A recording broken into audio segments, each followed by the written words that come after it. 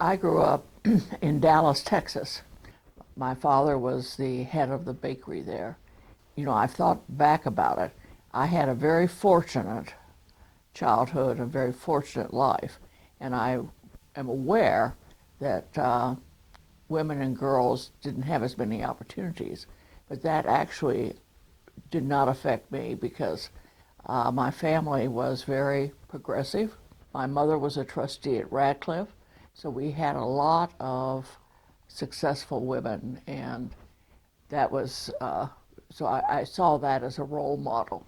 I also remember is we served dinner every night in the dining room. My mother had a bell that she stepped on so that the chef came and served us. And I looked around. We were surrounded by family portraits, and we were related to the lawyer for Abraham Lincoln, Mary Dyer, who was hung, actually, I thought she was hung as a witch in Boston, but she was hung because she was a Quaker, and she kept returning when she was told not to. So they hung her. When you go to Boston now, there's Mary Dyer sitting on the steps because she was considered to be a real heroine. So I grew up with all these stories, and I sort of felt to myself, I think that the family is going downhill in a handbasket because if we had all these notable ancestors, I also began to think that maybe part of the reason they were so successful is because back then, not that many people had an education, and my family always did, and so I think in a way that sort of helped them. When I was growing up, they really told me anything I wanted to do, I could, and they supported me. So, you know, I've thought about people who sort of work their way up, and I've always been impressed by them because basically I thought I'm up and I'm going to work my way down. I was the vice president of the student class, and my mother was very anxious when I turned 16 that I not start smoking. So basically they tried bribery, and I'm very susceptible to bribery, and they said if I would not smoke, they would give me a car. Well, now, so who would start smoking if they had that opportunity? And so I had a sort of a flashy car. It was a Ford with a pink bottom and a white top. And sure enough, that same time, my best friend, the head cheerleader, she also got a Ford with a pink bottom and a white top. So we thought we were the cat's meow. I really did not want to stay in Texas to go to college. And what's more, my mother and father didn't want me to either. And I realized I couldn't get into Radcliffe because you had to have Latin, you had to have all these things. And my brother was in law school out of Stanford, so I thought that sounded great. I think timing is everything in this life because I couldn't have gotten into Stanford today. But when I went, I was able to do that, and I've reflected on it. I am not brilliant in the sense of chemistry or physics or anything like this, but I've always done well with human personalities. So I've decided that that is my strength. So when I was at Stanford, I was vice president of my class there. So I just continued being the kind of person that was involved with student government. I was a counselor at Chile, Colorado camps. I had been a camper there. And basically, I loved it. I loved Estes Park. I loved Rocky Mountain National Park. Chile really has an old history. They're up outside Estes Park near Rocky Mountain National Park. They've been there for over 100 years. The family started with Jack Chile, then his son Don Chile. So they've been in the family a long time. And they've also always been leaders in camping. I still remember they had mottos all over the walls that would say, all fires are the same size at the start. Some people are like wheelbarrows. They don't get anywhere unless they're pushed. And I still remember all of these. My brother also went there, and he then ultimately became quite an international mountain climber. And it all because he started at Chile. So we felt that Chile really had done a lot for our lives. I was always signed up for 5 weeks. It used to be a 10-week camp. And so after 5 weeks, they would ask me, well, do you want to stay for another 5 weeks? Well, I always want to stay for another 5 weeks, but I was never signed up for 10 weeks to start, except in finding out later I was indeed signed up for 10 weeks, and they just hadn't told me. They wanted me to want to do this, and of course I did, so it was easy, but I kind of laughed because they didn't want me to think that they were just unloading me. But the truth of the matter is, when I became a counselor, I was aware that there were a lot of campers who had gone, they were sent off to boarding school, and then they went to Chile. So in the summer, when I was at Stanford, I went and counseled. Now, I really wasn't good enough to be the wrangler or good enough to be the hiking counselor, but I'm good at following up at the back. And then they made me the campfire counselor, which makes sense because that's the kind of thing that I'm comfortable doing. However, I remember when it was going to pour down rain and the rides weren't going to go out, that I was in charge of the whole day's activities. So that really was kind of marginal. Then I did what people did in that day. When I graduated from college, I married my boyfriend who had gone to Stanford and then to Harvard. And so we immediately married, and we had a very large wedding in Dallas. And then we came to live in Denver. And I had finally, my last quarter at Stanford, majored in elementary education. So I thought I should practice that. So I was out in Arvada in a trailer with 45 second graders. And there were no playground facilities. They just had rocks. So you had to be very careful, that you didn't lose a student that way. And as a matter of fact, when they brought the lunches over, we would go down in the basement and we would eat them. And little Johnny was pushing everybody. So I said, all right, Johnny, you take your lunch and go upstairs and eat it. We'll see you up there. Well, when we went back upstairs, little Johnny was nowhere around. And so at that point, it was sort of a major concern. Called the head school, Sechrist. They sent out police, the fire engines, and this went on for 45 minutes. And after 45 minutes, little Johnny was found up in a tree watching us. And I thought about this. I thought, this is not my calling. This isn't anything that I'm good at. And so I decided I'd go back to graduate school. And that was a good decision because I loved it. I became a psychiatric social worker. And in those days, Fort Logan, they had just evolved Thorazine and Stelazine. So the clients or patients were not locked up. They were able to be much freer. And I really enjoyed it a great deal. I noticed at Fort Logan, what they did is they had psychiatrists, physical therapists, and whatever you had been trained to do, they bumped you up one level above. So in a sense, I was bumped up to my incapacity, which was giving psych evaluations. That was a very happy time for me, and I always remember Fort Logan very fondly. I left Fort Logan because they wanted me to work full-time, and I just wanted to work half-time. So then I went to work for the Denver Mental Health Center, which was an outpatient mental health center, and I could work there half-time. So that also worked out well, and I love that. So basically, there was nothing about social work that I didn't like. And so people would say, well, now, if you had had an opportunity, would you have been a psychiatrist? And I thought, no, I would have been a social worker because I really like people, and that's what I like.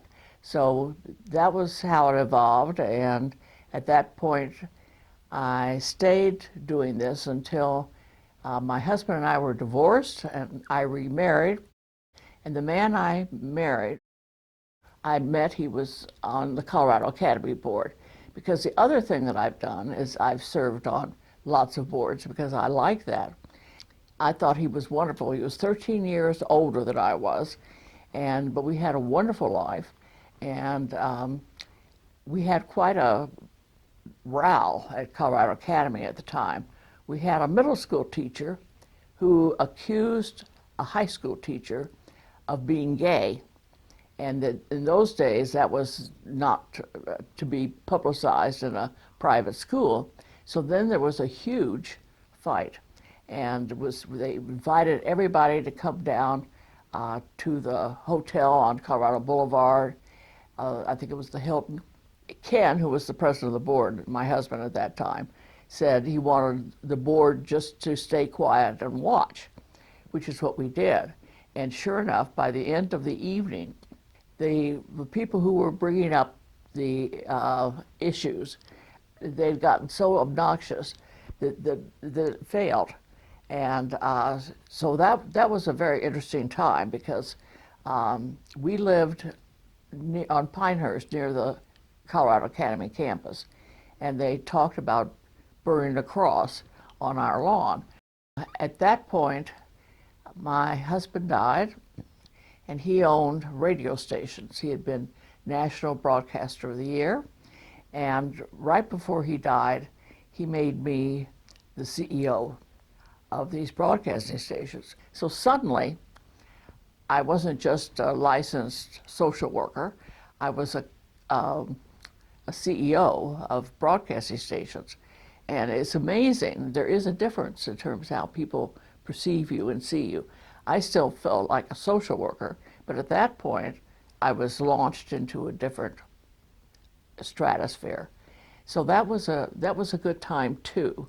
However, I was aware after about 5 years that my vice president was running the business down. And I'd realized that something was going on that really wasn't good at all. And so I asked my oldest son, who had also gone to Stanford and Harvard Business School, like my first husband, if he would come back and help his mother. So he did come back, and of course the people in place were not happy with it, but I pulled myself together and we let them go. And Richard became the CEO, and I was able to go back to social work. So from my point of view, it worked out.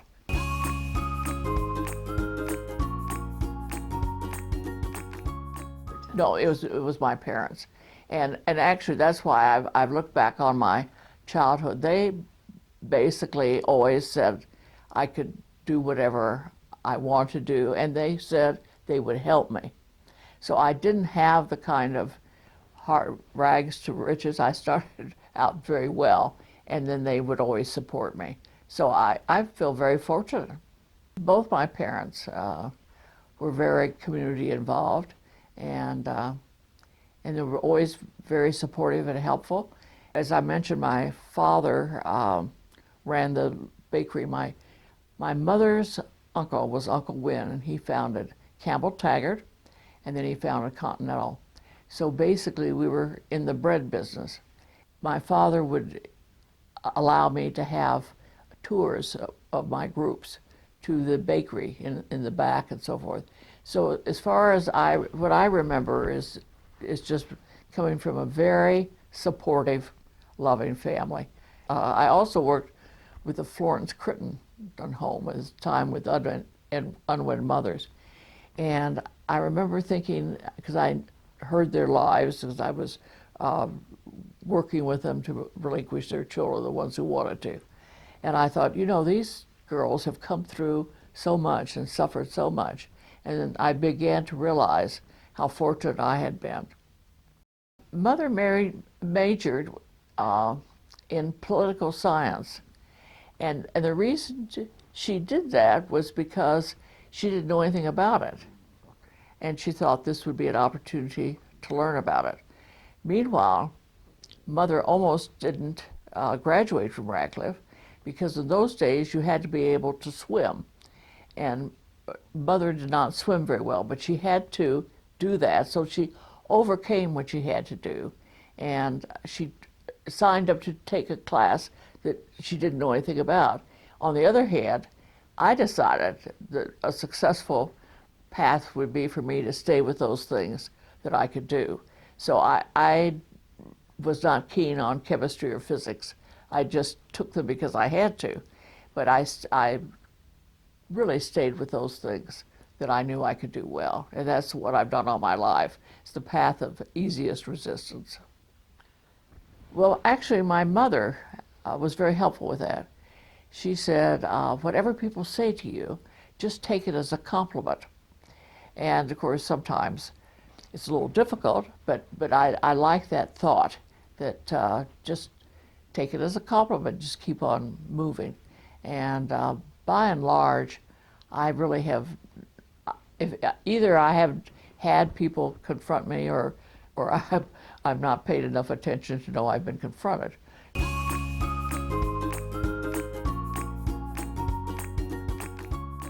Then with regard to the thing that I do most, which is Denver Eclectics, I started this 35 years ago. And the reason I started is because since I'm just a joiner, I was in the junior league. I had to do a commitment to service, and they had me carrying around urine samples at the University of Colorado. And I thought, there's something wrong with this picture. I could do something better than carrying urine samples around. I didn't want to get out of the junior league because I stayed in everything, and I've been asked to speak to different groups about what I've done. And I said, there isn't a group I haven't joined except the Ku Klux Klan. It's almost that way because what my strength is working with people. So I said, I could teach a class, and those of us who are going sustaining, I would teach them Sheehy's Passages and Kubler-Ross's Death and Dying, because that was very big in those days. And so I did that for 2 years, and then I told my group, it's all over. We've enjoyed it. But it's finished. And they said, but we don't want to quit. Well, that's like telling me that I've got a responsibility to keep going. So I did keep going, and now we have about 500. So it grew like Topsy, and I love it, and so that's what I'm doing now. Well, every year we have about 34 to 36. And the more difficult events are the field trips, because those take quite a bit of work. The program itself is held at the Denver Country Club, and that's easy because they've always worked well with me. And the reason part of that is because I am one of the best financial resources. With Eclectics, I thought I've got the opportunity to bring cutting-edge issues to these women. For instance, I helped set up and devise the Abrahamic Initiative at St. John's Episcopal Cathedral. We had Jewish, Christian, and Muslim. That was our focus. And I would bring Muslim speakers to the Denver Country Club. And one of them showed us how they do the prayer. And so they actually brought prayer rugs, and we did the prayer. And I remember on the way out, I thought it was terrific because everybody had an opportunity to learn about Islam. But on the way out, one of the people who works for the Denver Country Club stopped me and said, I am really concerned. I'm concerned as a Muslim that they allowed you to have this group here. And I thought, well, you never know who you're going to offend in a way that you had no idea that would happen. But that stayed in my mind, that what I think is all right, maybe other people do not think is all right. Actually, even when I was at Stanford, I was interested in social work.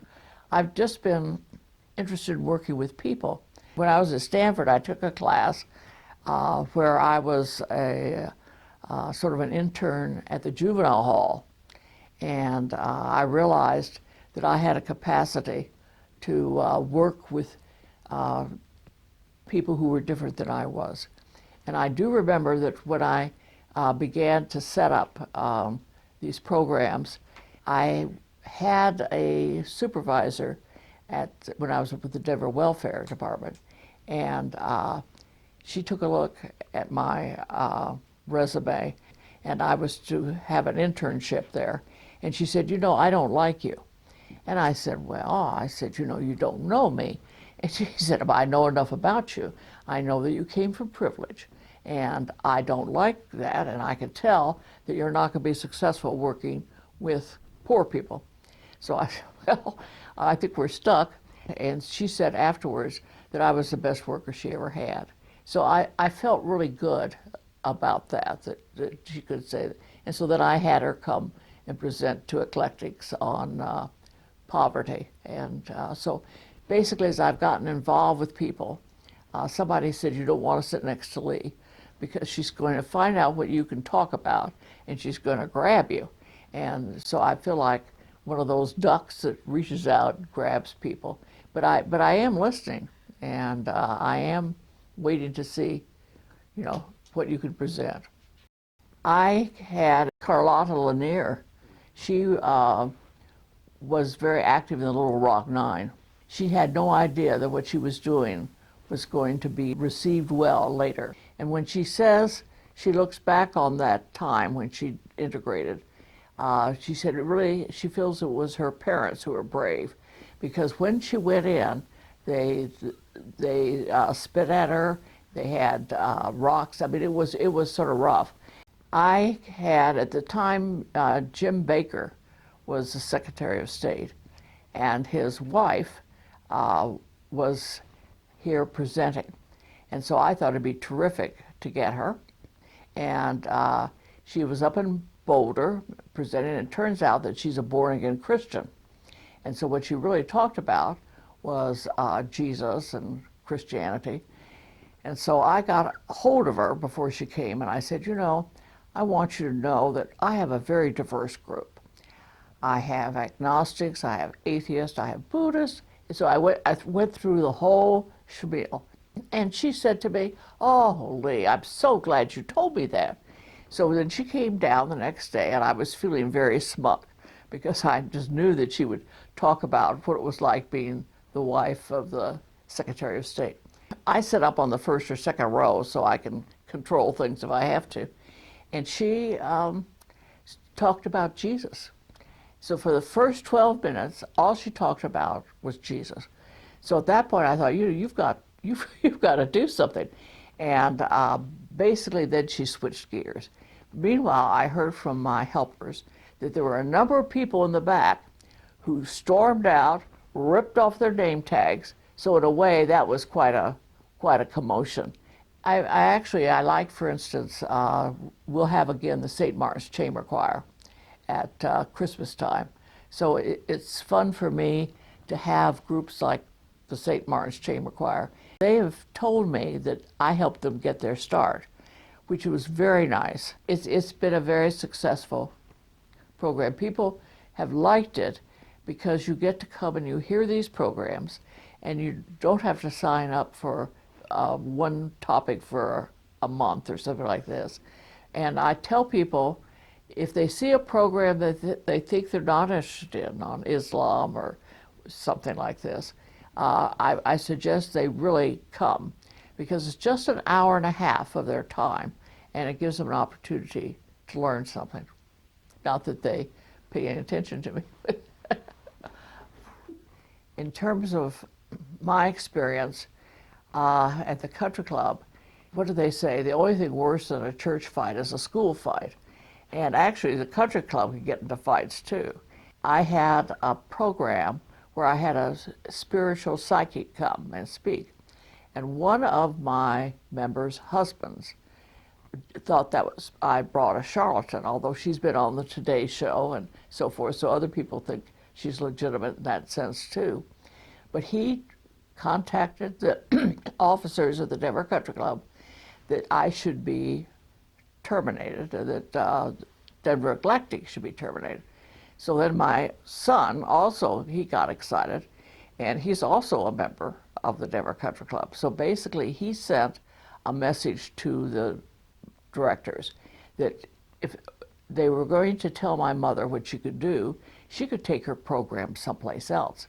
And so that did it, because basically there was no question that I was bringing a great deal of financial resources to the Denver Country Club, and I haven't had any problem since. I'm inclined to like the programs I have because I ask people for suggestions, and I must get 100 suggestions. And so I have an opportunity to go through them and to choose those that I'd like to hear. So it's worked out for me very well. And I've really liked running Eclectics better in many ways than some of the other things I did, because on other boards you had to compromise, and with this it's just me. So I really kind of maybe was born to be an autocrat. I've just been controlled.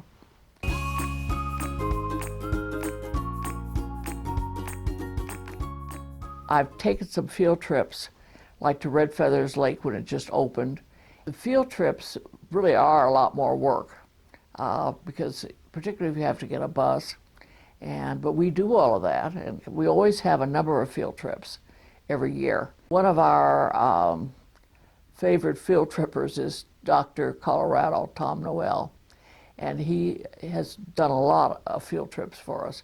And this year we're just going to go to Fairmont Cemetery. He is really keen on cemeteries. We have taken people up to Breckenridge, and he did the cemetery up there. And that was when I had Takasubu. I had an attack of where my heart started pounding and went out of control. And then I ended up being helicoptered back. And I remember they asked me what hospital I wanted to go to. Well, of course, I wanted to go to St. Joseph.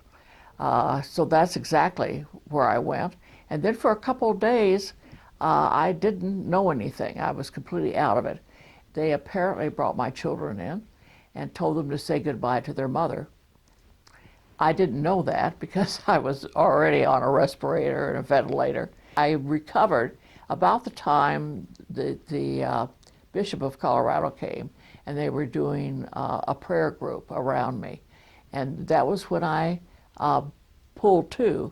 And I remember one of the nurses came and said, "Keep doing this, she's coming around." I was sort of sorry I missed the helicopter ride, because that was the only time I was ever in a helicopter.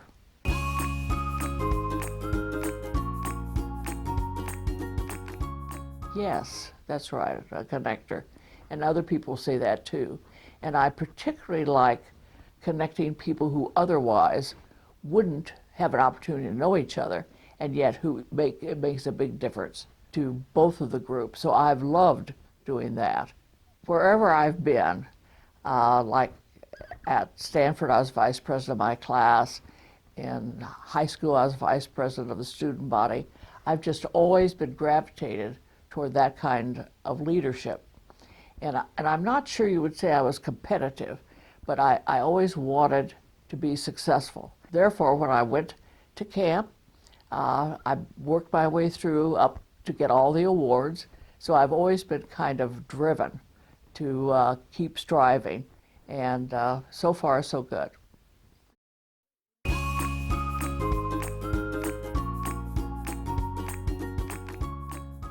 One of the first boards that impacted me was St. Joseph Hospital Board.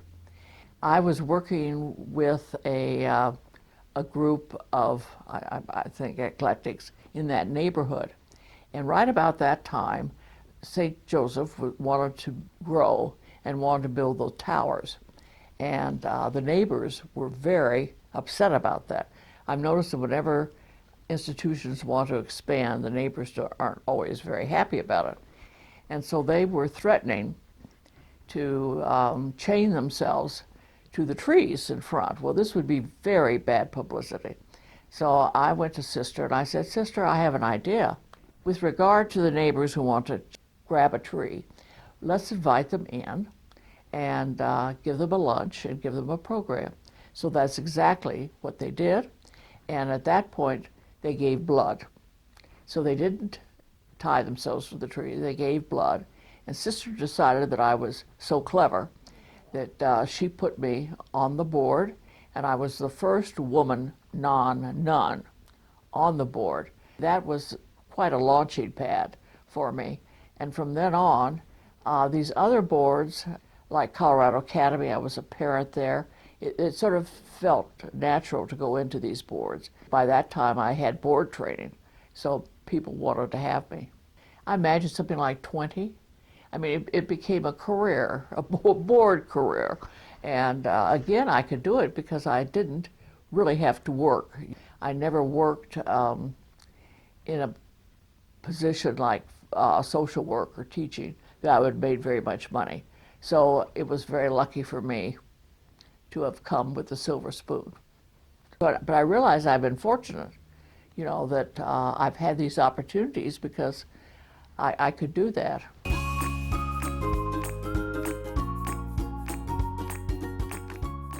Were there any organizations I was barred from because of my gender? Either I decided I wasn't interested in them, so that I never put myself in a position where I felt discriminated against. But ironically, maybe about 40 years ago, the country clubs had no women, and they were saying that they were going to lose their nonprofit status unless they took women. So then they looked around, and they had seen me before, and I didn't play golf, so I looked like their ideal candidate. So I was the first woman taken in to the Denver Country Club.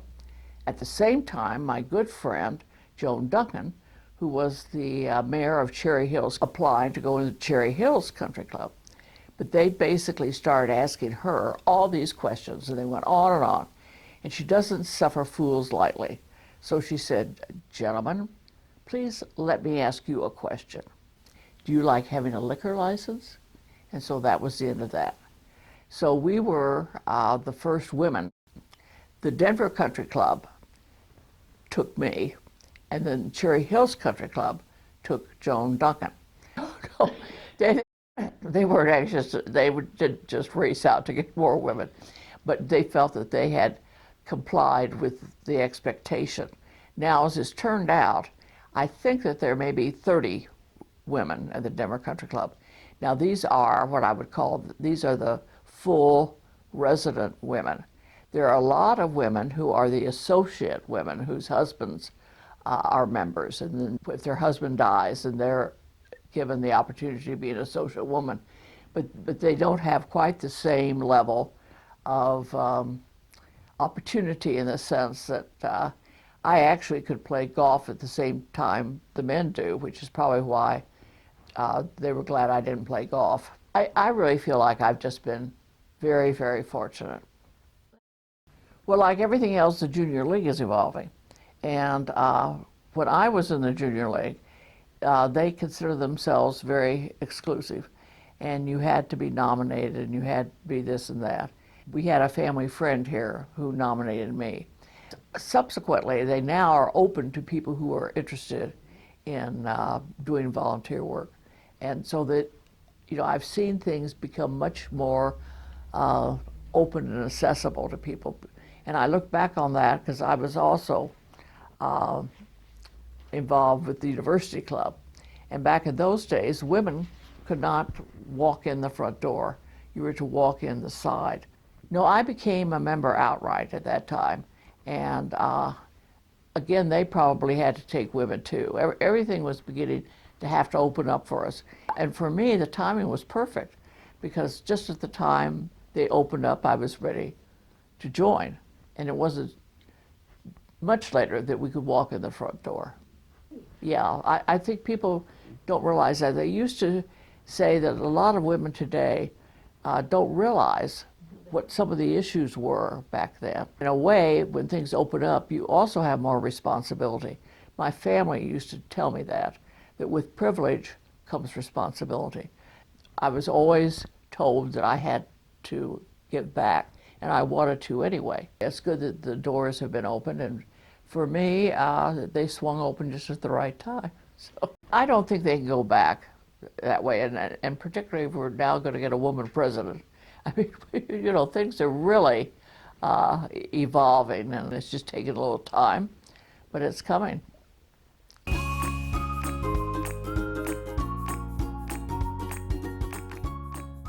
I think just about that time, Ken had just died. So then I met my current husband. I didn't meet him. I'd known him before because I'd been an adjunct professor at the School of Social Work, and he was the dean at Isle School of Theology. So that worked out very well. Now we've been married maybe 30 years. Yes. So in looking back, I've been divorced and I've been widowed. And of the two, for me, the divorce was more difficult because there was a lot of mixed feelings about it. Whereas with the death, it was just very sad. I have 2 children by my first husband. I think they're both terrific. The oldest one I mentioned went to Stanford and Harvard Business School, and then came and run the Communicom, the broadcasting company. And then my younger son was a computer researcher, and he's out in California doing that, and he's very happy. I've been very fortunate. When I married Ed, he had 3 daughters and 1 son, and 2 of the daughters are twins. The son was a veterinarian, was very smart and talented, and my brother had taken him rock climbing, and he became I hate to say addicted, but he loved rock climbing. He was in Patagonia when a rock came down and killed him. It was just a fluke accident because, he didn't fall or anything. It was just that it was warming up and the rock came down. And that was a very traumatic time. And then my oldest son was able to help my husband and Henry's widow fly into Patagonia in a private plane. So things have sort of worked out that we've sort of reached out and helped each other on the way.